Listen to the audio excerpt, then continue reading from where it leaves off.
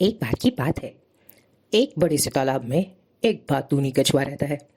उस कछुए को बातें करने का बहुत शौक होता है। जो भी मिलता है उसे वो जम के बड़ी बड़ी डींगे फेंक के बातें कर सुनाता है।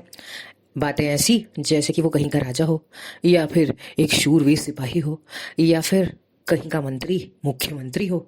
और ऐसी डींगे फैलाता है कि सुनने वाला तो चाहता है कि किसी तरह से वहां से भाग जाए, लेकिन भाग नहीं पाता। अब उसी तालाब के पास दो बगुले भी रहते हैं, जिनकी दोस्ती उस कछुए से हो जाती है। कछुआ उन्हें रोज मिलने जाता है और रोज अपनी बातें सुनाता है और पका भी देता है। बगुले बेचारे कुछ कहते नहीं, सुन लेते हैं, लेकिन उन्हें ये तो पता चल जाता है कि इस कछुए को बात करने की बीमारी है। कई हफ्ते बीतते हैं। कुछ समय बाद गर्मी ऐसी पड़ती है कि सूखा और अकाल पड़ने लगता है और तालाब का पानी धीरे धीरे करके सूख जाता है। जब तालाब ही सूख गया तो बगुलों के लिए तो वहां रहना बहुत मुश्किल हो जाता है। तो बगुले सोचते हैं कि चलो हम उड़ के कहीं और जाएंगे और किसी और तालाब को ढूंढेंगे, या किसी नदी के पास जाके फिर से अपना घोंसला बनाएंगे। तो वो कछुए को बताने आते हैं कि भाई हम तो यहाँ से जा रहे हैं, अब तो हमारी दोस्ती हो जाएगी खत्म।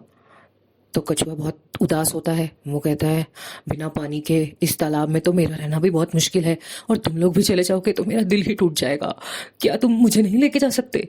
तो बगुले कहते हैं, अरे भाई हम तुम्हें ले जाते, लेकिन तुम्हें उड़ना नहीं आता, हम कैसे लेके जाएं? ये तो असंभव है कि हम उड़ के कहीं जाएं और तुम नीचे से जमीन से चल के धीरे धीरे आओ। तो कछुआ कहता है, एक तरकीब है। अगर तुम थोड़ी सी मेरी सहायता करो तो मैं भी तुम लोगों के साथ उड़ के चल सकता हूँ। बगुले बोलते हैं, अच्छा वो कैसे? तो कछुआ बोलता है, ऐसा करो, कहीं से ढूंढ के एक लंबी सी डंडी लेके आओ। उस डंडी को तुम दोनों अपनी अपनी चोंच में पकड़ लेना, और बीच में से उस डंडी को मैं पकड़ लूंगा अपने मुंह में। और फिर जब तुम उड़ोगे तो उस डंडी के साथ लटका हुआ मैं भी तुम लोगों के साथ उड़ चलूंगा किसी नए तालाब या नदी के पास। बगुलों को ये तरकीब अच्छी लगती है। वो कहते हैं, ठीक है भाई, ऐसा ही करते हैं। और जल्दी ही वो कहीं से ढूंढ के सूखी सी डंडी ले आते हैं। अब इससे पहले कि कछुआ डंडी को मुंह में पकड़े, बगुले उसे चेतावनी देते हैं, देखो कछुए भैया, तुम्हें बातें करने की ना जैसे बीमारी सी है, तुम बहुत बातें करते हो, तो जब डंडी मुंह में होगी तो मुंह मत खोलना, हम बहुत ऊंचे उड़ते हैं, तुम नीचे गिरोगे तो कहीं के नहीं रहोगे। कछुआ बोलता है, तुम लोगों को ये लगता है कि मुझे बातें करने की बीमारी है? मैं बातें करना बंद नहीं कर सकता। मैं तो बातें इसलिए करता हूँ ताकि तुम लोगों का मनोरंजन हो सके, तुम्हें कुछ नया सीखने को मिले। हाँ, कैसी बातें करते हैं, मैं नहीं करूंगा बातें, मुझे अपनी जान प्यारी है, मैं चुप रहूंगा। हाँ, ये कह के वो चुप करके बैठ जाता है। तो बगुले डंडी को एक एक सिरे से उठाते हैं और कछुए को इशारा करते हैं कि चलो पकड़ो और चलें। कछुआ डंडी को बीच में से पकड़ता है और दोनों बगुले उड़ चलते हैं। कितनी दूर उड़ने पर भी उन्हें कोई नई नदी तालाब नहीं मिलता।